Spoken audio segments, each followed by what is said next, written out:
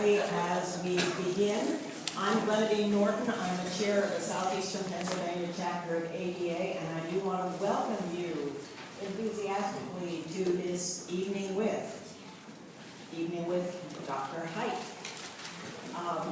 This is the first in a series of evenings with newsmakers, which will occur quarterly over the year. I want to start by just giving you a brief overview of our chapter, which has been around since the late 1940s. We are a good government organization devoted to economic and social justice. We have had a storied history, starting with the Philadelphia City chapter, going through the tumultuous Rizzo years, where we tried to correct what we will call the excesses of that administration. Judicial reform, educational reform, and other aspects of good government as they arise.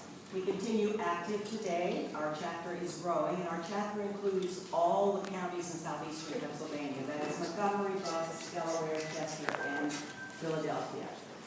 Our current emphases as we move ahead during this year will be jobs for returning citizens, that is formerly incarcerated citizens who need to find jobs, ethics in government, and over the long term, of course, redistricting, which is so important to our democracy. And this is among other things as we move along. We are a member of the National ADA, which was founded by Eleanor Roosevelt, John Kenneth Galbraith, and Hubert Humphrey, among others, and has been in existence from the 40s as well. Let me see, where do I want to go from here? Education in our chapter. Why does that matter? It matters to us because we feel that education is fundamental to our democracy, that our democracy cannot be effective and cannot in fact survive without educated citizens. I think that many of us kind of take this for granted, and you hear this widely said among people who are concerned about the dysfunction in American public education. It is also a concept the early supporters of public education strongly supported. We are thrilled to have Dr. Hite. We were thrilled. You're once again thrilled.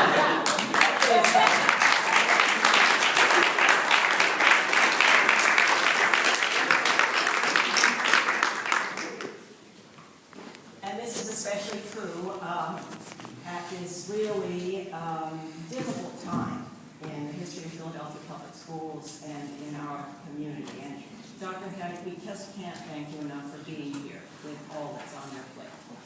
All right.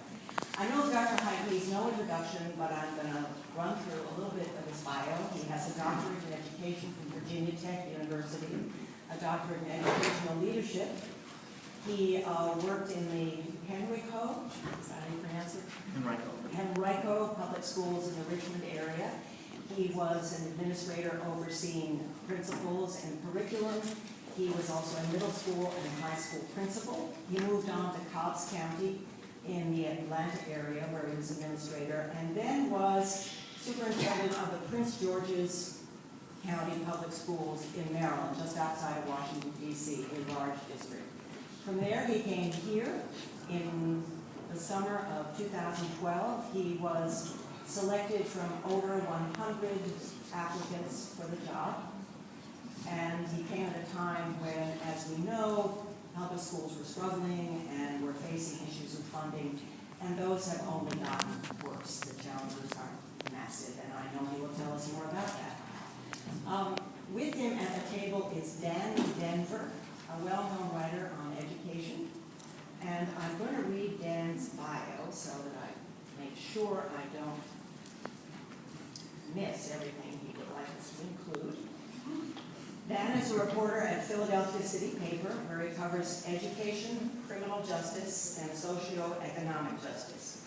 His work has appeared in the New York Times, Salon, The Nation, The Atlantic City Lab, Al Jazeera America, The New Republic, and Vice.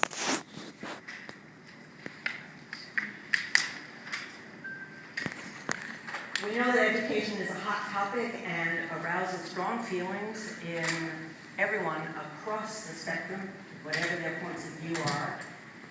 When, after Dr. Hite has made his presentation, you pose questions or comments, we ask that you make them focused and brief, not repetitive, and also respectful both of Dr. Hite and other members of the audience who may have different points of view. A housekeeping matter. Restrooms are the other side of the elevator. There is also a water fountain there. Before turning over the microphone to Dan, I want to thank our board member, Jay McCalla. Jay, where are you?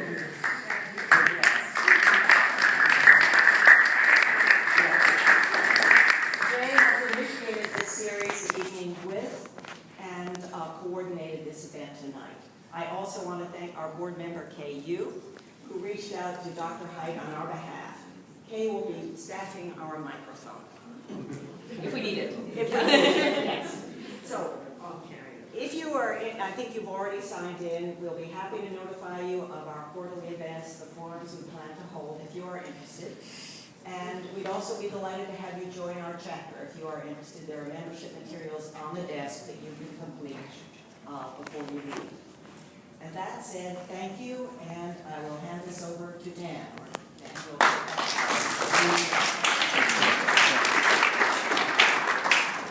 There's another mic there, Dan. Do you want the mic for that?